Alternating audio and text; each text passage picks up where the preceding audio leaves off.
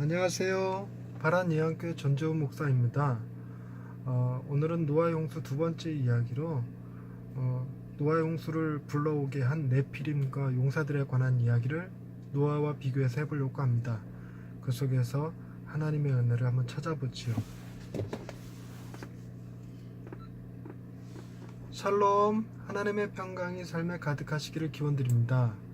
창세기 6장에서 9장까지 이어지는 노아의 홍수 이야기는 하나님의 아들들과 사람의 딸들의 이야기로 시작합니다. 사람의 딸들은 아담의 계보를 이야기하는 5장에서 등장하지요. 한글 성경에서는 자녀들을 낳았다고 되어 있지만 원문과 영어 버전은 아들들과 딸들을 낳았다고 기록하고 있습니다. 사람이 낳은 딸들을 하나님의 아들들의 눈에 아름다워 보였지요.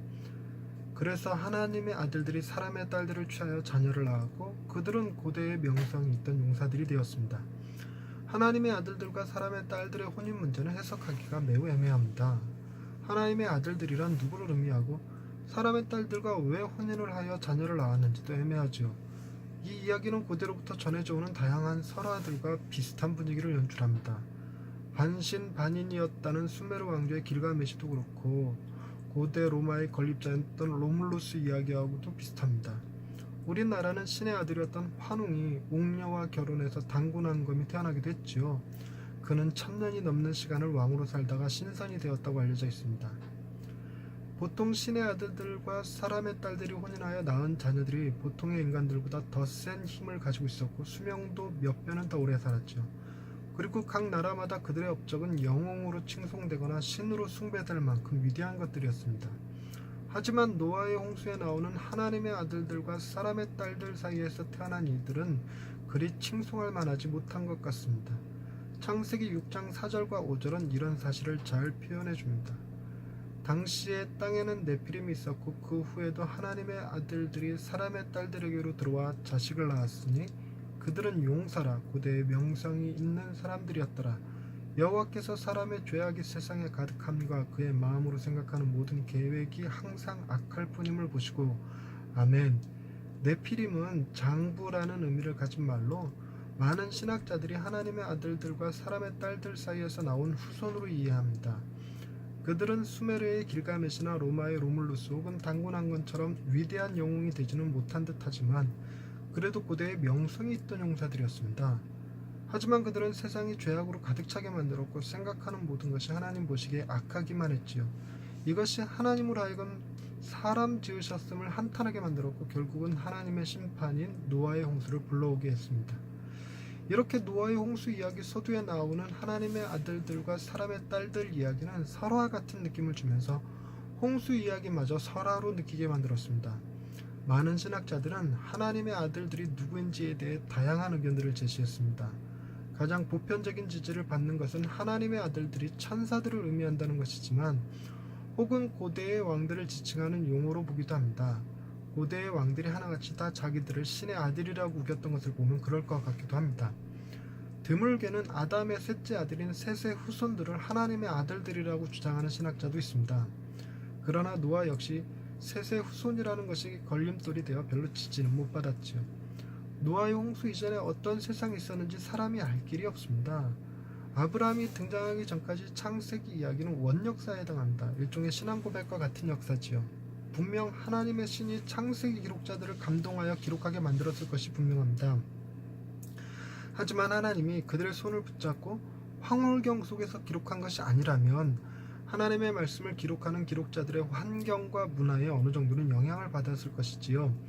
그러므로 하나님의 아들들이 누구인지를 정확히 밝히는 것보다 하나님의 기록자들을 통해 남기신 이 말씀 속에서 무엇을 보아야 하는지가 중요합니다. 노아의 홍수는 세상에 네피림이 있었고 용사들이 있었지만 하나님은 나이 500세가 된 노아를 통해 일하셨다는 것과 세상은 힘있고 용감한 자들에 의해 통치되는 것이 아니라 하나님의 주권 아래에 있다는 사실을 보여주는 사건이었습니다.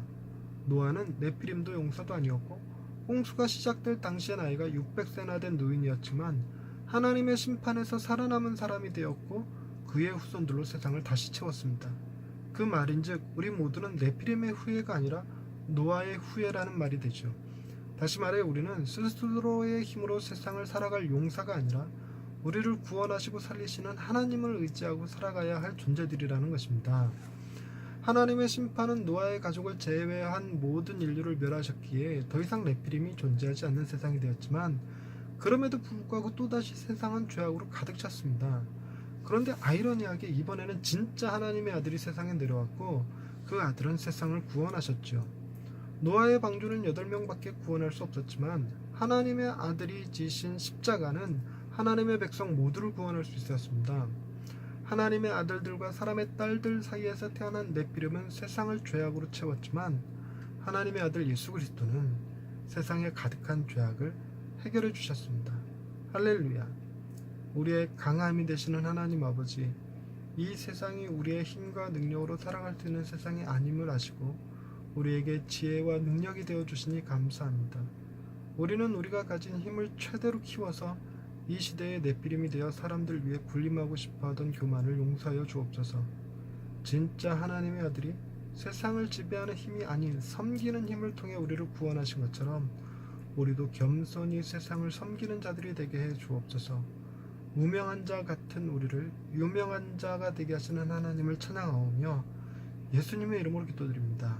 아멘.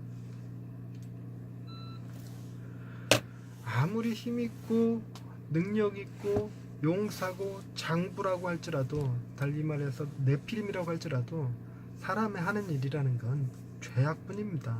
그것이 세상을 구원할 수 있는 게 아니죠. 세상을 구원할 수 있는 이는 오직 하나님 한 분뿐이십니다. 우리가 네피림이나 용사를 붙들고 살아갈 것이 아니라 하나님을 붙들고 살아가야 한다는 것을 웅변적으로 보여주는 것이지요. 다시는 물로 세상을 심판하시지는 않겠지만, 세상에 가득한 죄악을 하나님께서 당신의 아들을 통해서 구원하시고 다시 오실 때에는 심판하러 오시겠지요. 그럼에도 불구하고 우리는 우리가 지은 죄를 우리가 해결하지 않고 예수 그리스도께서 해결해 주심으로 하나님 앞에 노아와 같이 인정받은 자가 되었고 구원받기에 합당한 자가 되었다는 사실이 중요합니다. 저와 여러분은 그렇게 하나님의 사랑을 받는 사람들이죠. 비록 힘없고 연약하지만 말입니다.